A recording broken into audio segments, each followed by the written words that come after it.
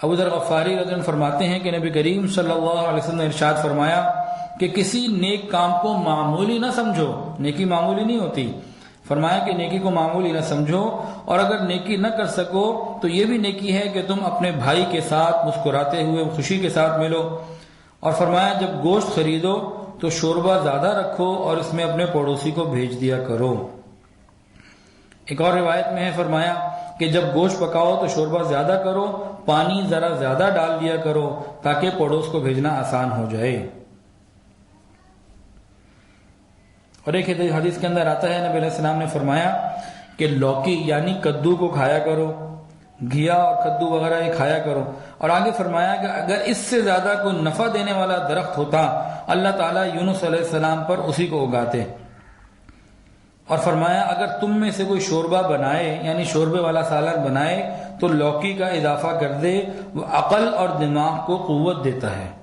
گھیا اور کدو عقل اور دماغ کے لیے نبی علیہ السلام نے فرمایا کہ اچھی چیز ہے۔ ایک حدیث کے اندر آتا ہے کہ نبی علیہ السلام شانے کی ہڈی کا گوشت منہ سے نوچ رہے تھے، کھا رہے تھے، اور اس کو آپ نے نوش فرمایا۔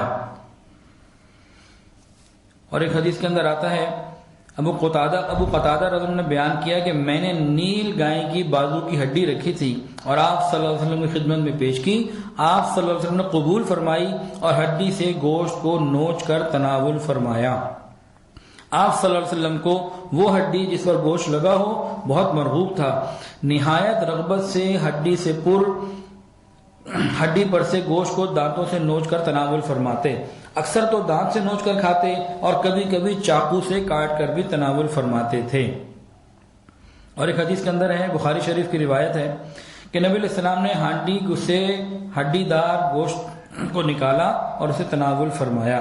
اب ہڈی دار گوشت نبی علیہ السلام کو پسند تھا، ہم گوشت خریدیں تو ہڈی والا گوشت لیں کہ نبی علیہ السلام کو وہ محبوب تھا۔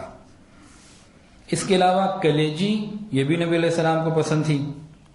ایک صحابی فرماتے ہیں کہ میں نے نبی علیہ السلام کے لیے کلیجی بھونی اور آپ نے کھایا اور نماز پڑھی۔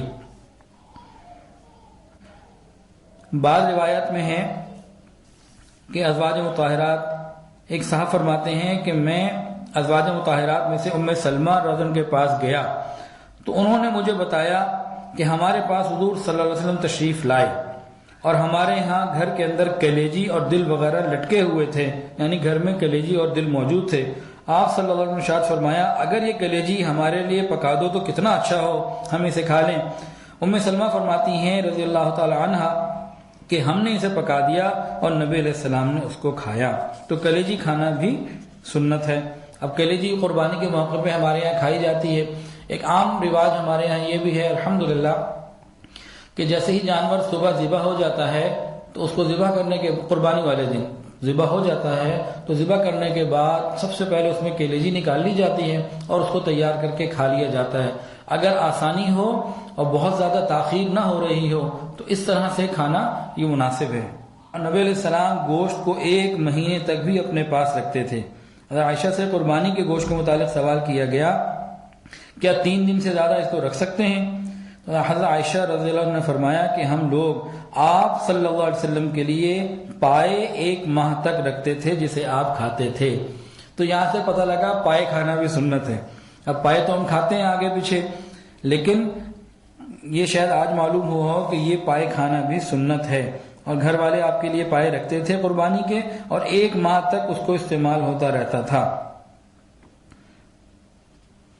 ابن ماجہ میں بھی روایت ہے ہمیں عائشہ سے کہ ہم لوگ پائے اٹھا کر رکھ دیتے تھے اور آپ صلی اللہ علیہ وسلم اسے 15 یوم کے بعد تک کھاتے رہتے تھے۔ تو گوشت کو کئی دن تک استعمال کر کے کھاتے رہنا یہ نبی علیہ السلام سے ثابت ہے اور یہ زہد اور توکل کے خلاف نہیں۔ اس کے علاوہ مغز اور گودا، ہڈیوں کے اندر گودا ہوتا ہے۔ حضرت سعد بن عبادہ رضی اللہ عنہ روایت ہے کہ میں نے 1 پیالہ مغز بھرا اور آپ کی خدمت میں لایا تو نبی علیہ السلام نے پوچھا اے ابو ثابت یہ کیا ہے؟ میں نے کہا قسم ہے اس ذات کی جس نے آپ صلی اللہ علیہ وسلم کو حق کے ساتھ مبعوث فرمایا، میں نے 40 جانور ذبح کیے تو خواہش ہوئی کہ آپ کو پیٹ بھر مغز کھلاؤں، تو پھر میں آپ کے لیے لے کر آیا تو نبی علیہ السلام نے اسے کھایا اور میرے لیے خیر کی دعا کی۔ صحابہ کرام اپنے گھر میں کوئی خوشی دیکھتے، کوئی نعمت ہوتی تو نبی علیہ السلام کے لیے لے کے آیا کرتے تھے۔